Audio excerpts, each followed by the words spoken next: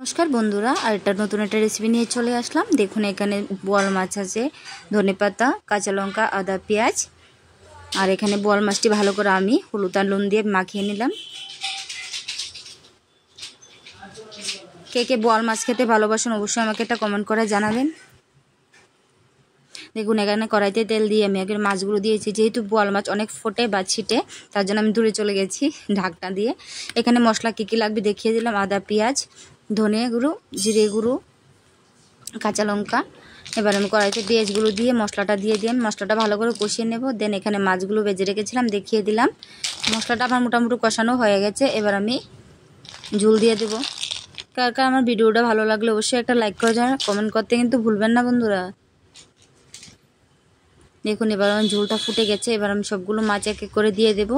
দিয়ে নামানোর আগে ধনেপাতা দিয়ে নামিয়ে নিলে হয়ে গেল আমার বোয়াল মাছের রেসিপি। কীরকম লাগছে অবশ্যই জানাতে ভুলবেন না। ভালো লাগলে একটা লাইক করে যাবেন, আর অবশ্যই এবার এরকমভাবে ট্রাই করবেন। আপনারা কে কীরকমভাবে বোয়াল মাছ রান্না করেন অবশ্যই জানাবেন। ঝোলটা ফুটে গেছে, ধনেপাতা দিয়ে দিলাম, বাড়ির ধনেপাতা। আরেকদিন সময় করে বাড়ির ধনেপাতাগুলো আপনাদের সাথে শেয়ার করব। নামিয়ে নিলাম, হয়ে গেল আমার বোয়াল মাছের রেসিপি। অনেক ভালো থাকবেন, ধন্যবাদ বন্ধুরা।